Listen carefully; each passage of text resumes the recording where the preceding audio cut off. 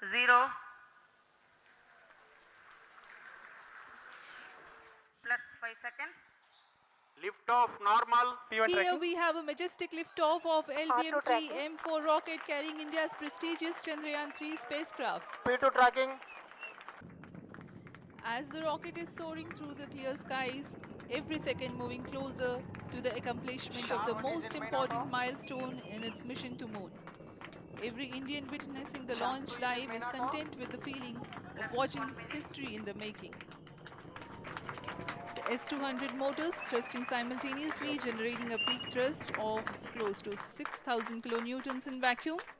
They are made of HTPB-based solid propellant, 204.5 tons in each strap-on. Close to 2 tons of propellant being burnt each second.